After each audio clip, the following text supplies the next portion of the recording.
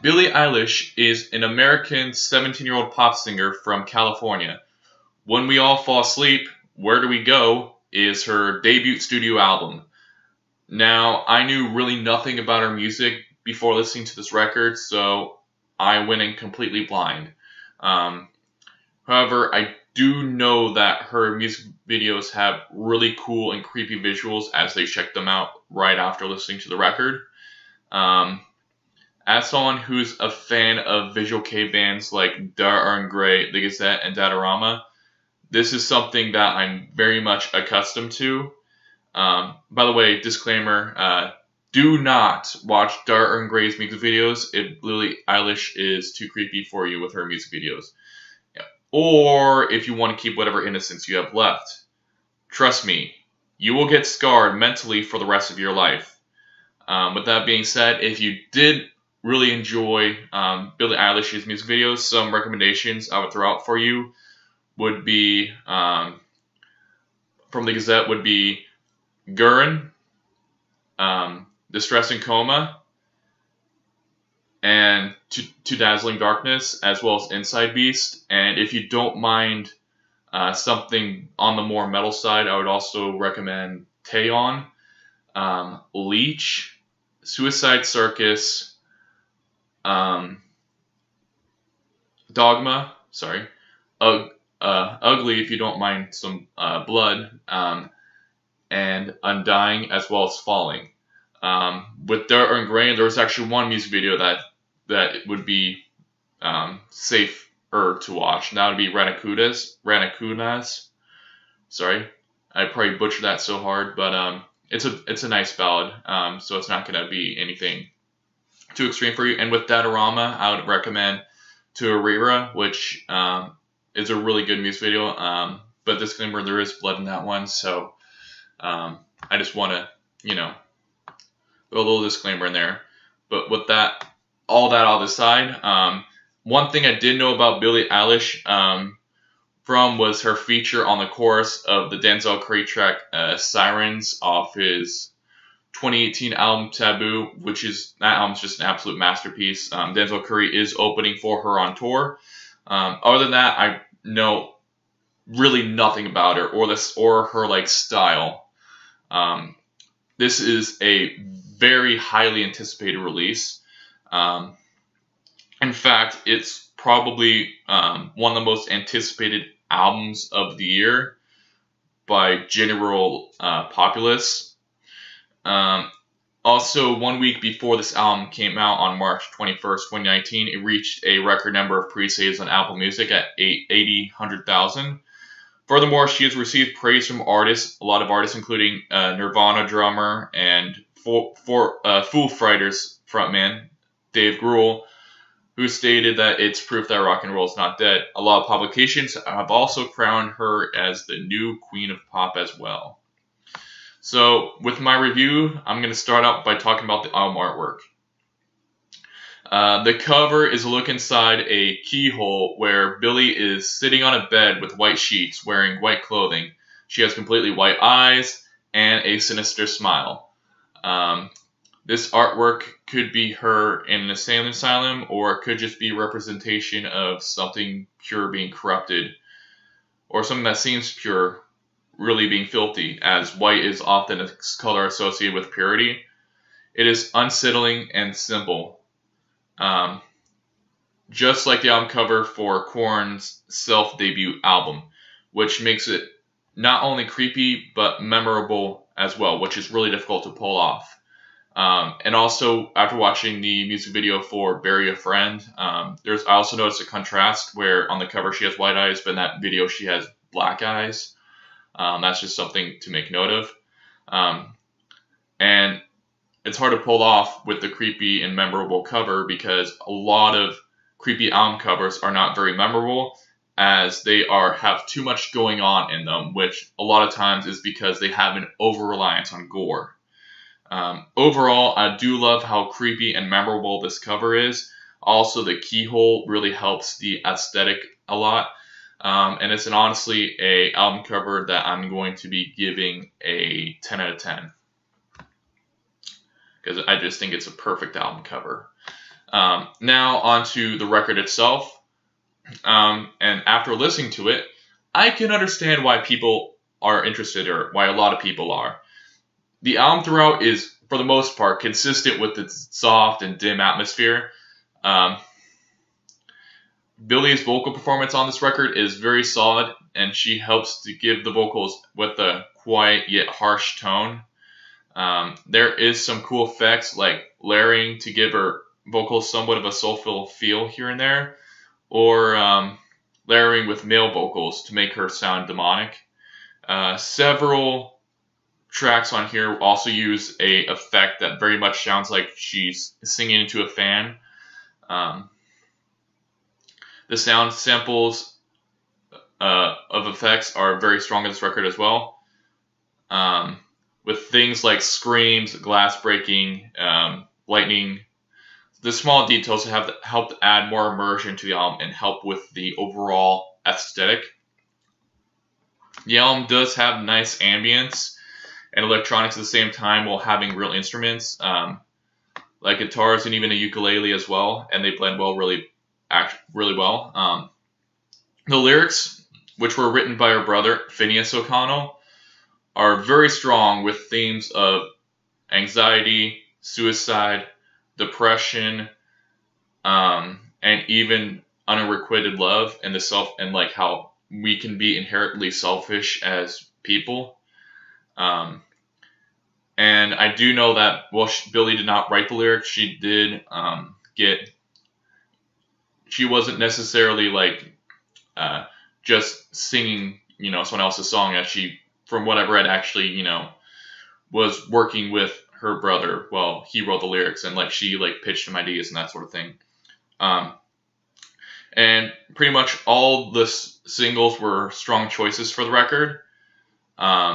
You Should See Me in a Crown, with its dark and threatening lyrics, it's fast-paced instrumental to help complement her delivery, and it is a really good track. In fact, it is actually a track that very much would lend itself extremely well to a metal cover, where it's just perfect for that sort of genre crossover, and it's something that I like. After hearing it, I just instantly thought of that. But as for the song itself, it's really good. When the Party's Over is one of the other singles on this record, and is one of the two most emotional tracks on the record, alongside Listen Before I Go. And it has a strong, catchy chorus that is not too long. It's short and sweet. And the newest single from the record that actually came out as a single today is a very strong track, and that is Bad Guy. It has a nice groove in the first half, and it shifts to a dark-sounding sort of trap beat in the second half.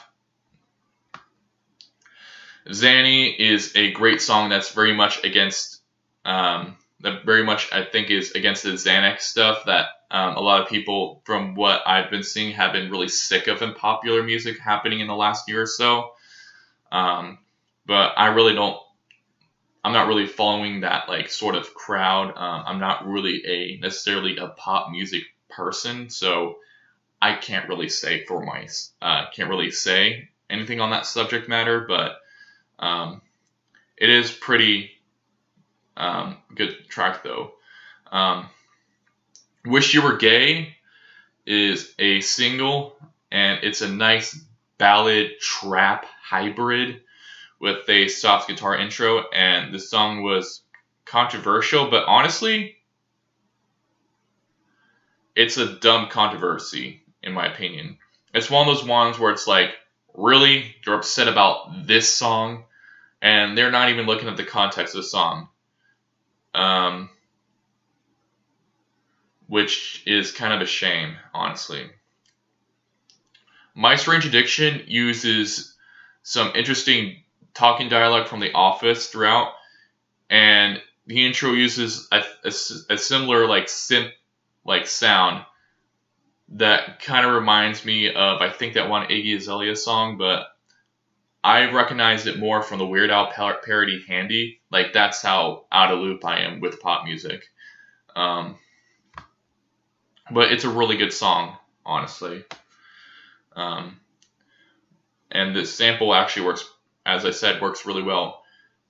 Bury a Friend is another single, and it has interesting vocal layering on the chorus to make Billie sound demonic. It uses great sound samples. The beat is soft and quiet, and the song uses an electronic pad effect near the end to kind of sound like a scream. And right now, I'm going to go more into depth with the track listen before I go. It is a track dominated by the vocals, as the lone instrument in the first half of the piano is pretty much playing whole notes. Bass comes in the second half and has subtle, ominous vocals right near the end of the song. Also, the outro, Goodbye, is an excellent closer. It summarizes the album well and brings things to an end in a full circle, even referencing all the songs on the album. It's a very strong outro, and it works because of it. With the approach of the outro, it does remind me a lot of Dim Scene off of Gazette's 2009 album Dim, and Coda off of Gazette's 2013 album Beautiful Before Me, which both close their albums out the same way with both songs, kind of summarizing up the whole album. And that is a really good thing, because both those final closing tracks are just honestly amazing, and it's pretty cool to see an artist outside of, another artist sort of taking that approach. Sorry about that. However, I will say the album is not perfect. The opening track, which is just several exclamation points, is a terrible album intro. And it really just breaks the flow of the album. It's the only time where the album loses its immersion. However, thankfully, that intro is not like long or tedious. It's just like 13 seconds. Honestly, an intro like Depth, for example, by the Gazette off of their 2012 album Division would have suited this album, yes, a lot more. And yes, I tested it by having Depth flip at by making a playlist with Depth at the as the intro, and then leading right into Bad Guy, and it actually works really, really well.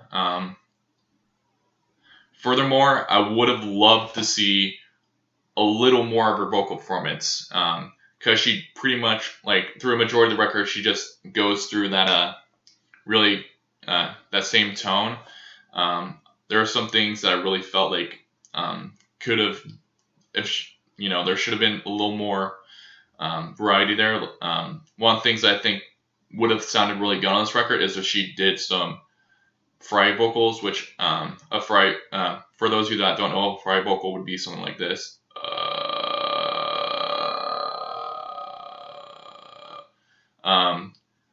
That's sort of like a stripped down version of it, but you can do certain things like this. When do we fall asleep? Where do we go? Yeah, you can. So, and that kind of would have suited the record better, but that's just my personal opinion. And a lot of the beats on the record do often come off as far simple, but I understand that if if there was more instrumentation on the record, like there could be a chance that would have been like overbearing and could have really broken up that aesthetic of record.